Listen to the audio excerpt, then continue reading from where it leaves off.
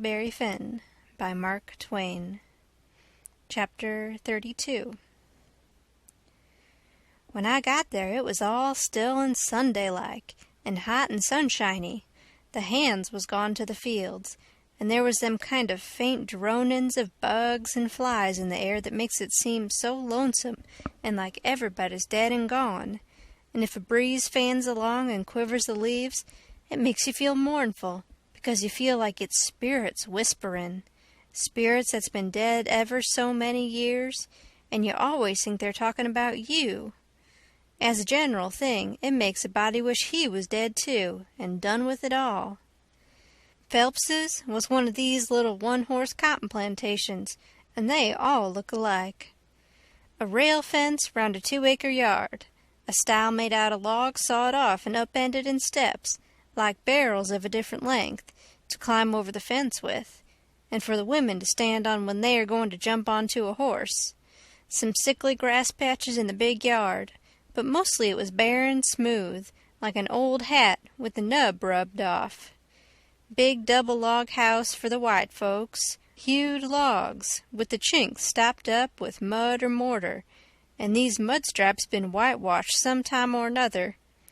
Round log kitchen with a big, broad, open but roofed passage joining it to the house, log smokehouse back of the kitchen, 3 little log nigger cabins in a row the other side of the smokehouse, 1 little hut all by itself away down against the back fence, and some outbuildings down a piece the other side, ash hopper and big kettle to bile soap in by the little hut, bench by the kitchen door with bucket of water and a gourd. Hound asleep there in the sun, more hounds asleep round about 3 shade trees away off in a corner, some currant bushes and gooseberry bushes in one place by the fence. Outside of the fence, a garden and a watermelon patch. Then the cotton fields begins, and after the fields, the woods. I went around and clumb over the back stile by the ash hopper and started for the kitchen. When I got a little ways, I heard the dim hum of a spinning wheel, wailin' along up and sinking along down again. And then I knowed for certain I wished I was dead, for that is the lonesomest sound in the whole world. I went right along, not fixin' up any particular plan, but just trustin' to Providence to put the right words in my mouth when the time come, for I'd noticed that Providence always did put the right words in my mouth if I left it alone. When I got halfway, first one hound and then another got up and went for me, and of course I stopped and faced them and kept still. And such another powwow as they made! In a quarter of a minute I was a kind of a hub of a wheel, as you may say, spokes made out of dogs. Circle of 15 of them packed together around me, with their necks and noses stretched up towards me, a-barkin' and howlin', and more a-comin'. You could see them sailin' over fences and around corners from everywheres. A nigger woman come tearin' out of the kitchen with a rollin' pin in her hand, singin' out, "Begone, you Tige! You Spot! Begone, sah!" And she fetched first one and then another of them with a clip and sent them howlin', and then the rest followed. And the next second, half of them come back, wagging their tails around me and making friends with me. There ain't no harm in a hound, nohow. And behind the woman comes a little nigger girl and 2 little nigger boys without anything on but tow linen shirts, and they hung on to their mother's gown and peeped out from behind her at me, bashful, the way they always do.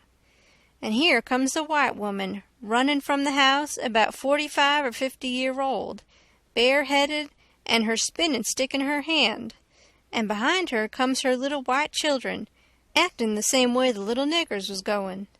She was smiling all over so she could hardly stand, and says, "It's you, at last, ain't it?" I out with a "Yes'm" before I thought. She grabbed me and hugged me tight, and then gripped me by both hands, and shook, and the tears come in her eyes and run down over, and she couldn't seem to hug and shake enough, and kept saying, "You don't look as much like your mother as I reckoned you would, but law sakes, I don't care for that. I'm so glad to see you. Dear, dear, it does seem like I could eat you up. Children, it's your cousin Tom. Tell him howdy." But they ducked their heads and put their fingers in their mouths and hid behind her. So she run on. "Lize, hurry up and get him a hot breakfast right away. Or did you get your breakfast on the boat?" I said I had got it on the boat. So then she started for the house, leading me by the hand, and the children tagging after.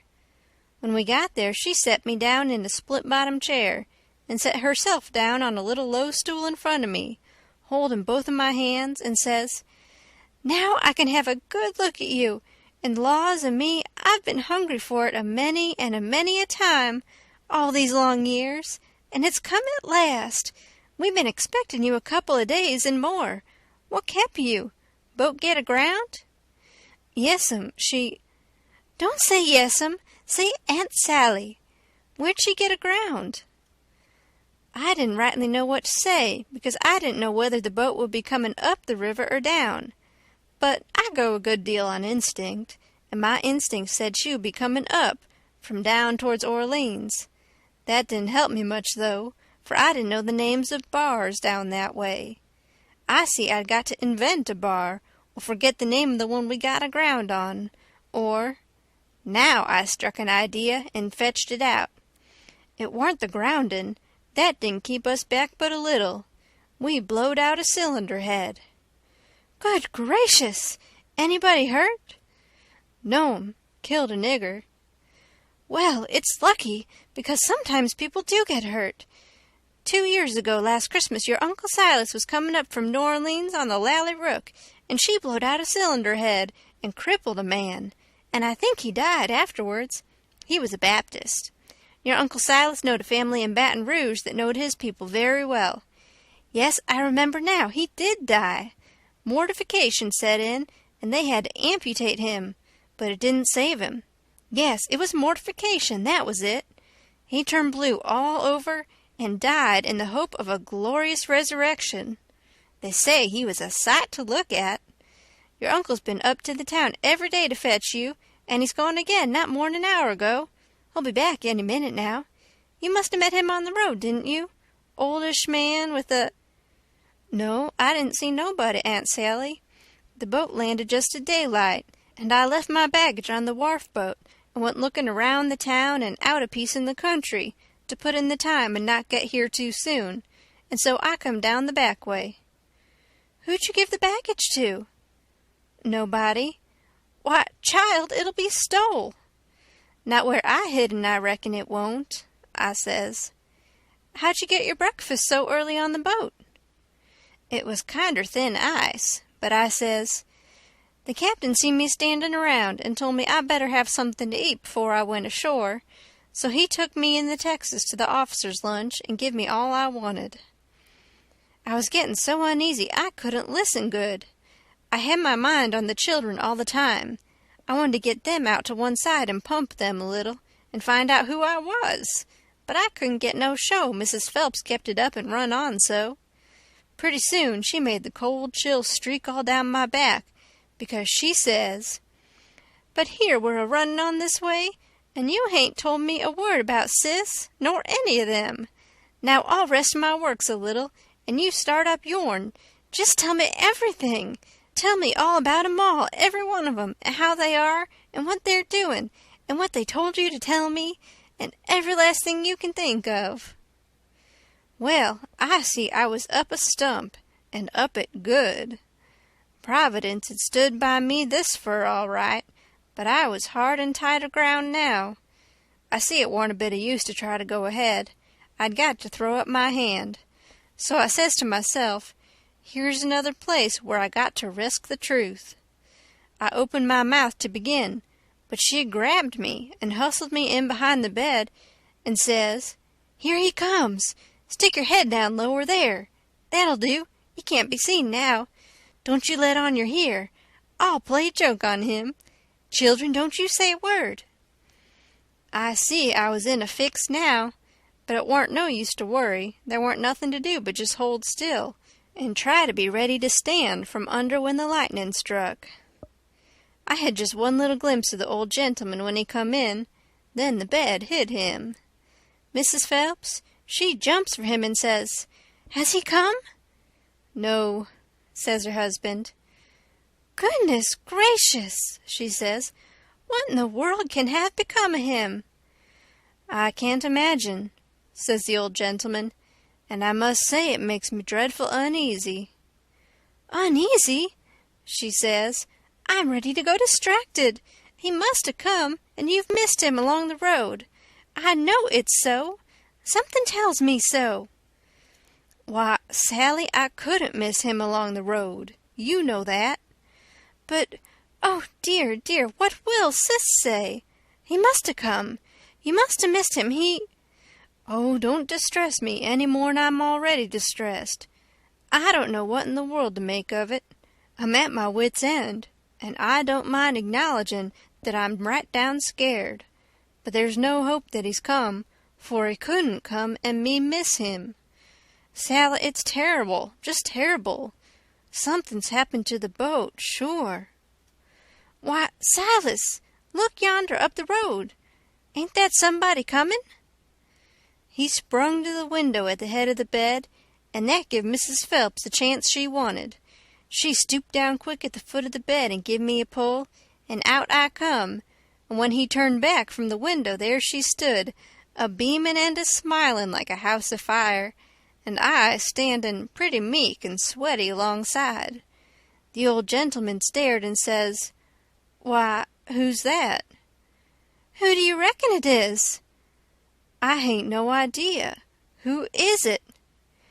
"It's Tom Sawyer."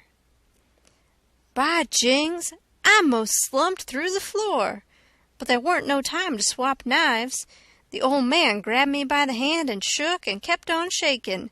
And all the time, how the woman did dance around and laugh and cry. And then how they both did fire off questions about Sid and Mary and the rest of the tribe.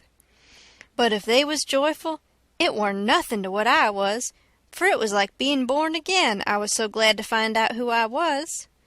Well, they froze to me for 2 hours, and at last, when my chin was so tired it couldn't hardly go any more, I had told them more about my family, the Sawyer family, than ever happened to any 6 Sawyer families.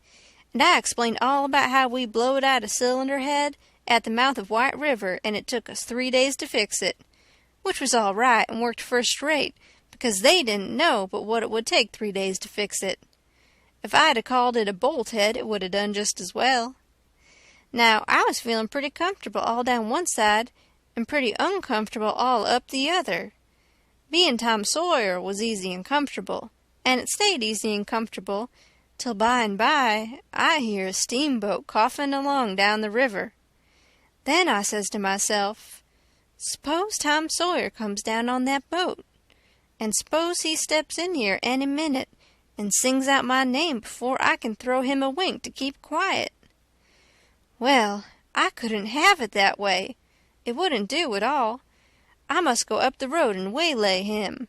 So I told the folks I reckoned I would go up to the town and fetch down my baggage. The old gentleman was for going along with me, but I said no, I could drive the horse myself, and I'd druther he wouldn't take no trouble about me. End of chapter 32.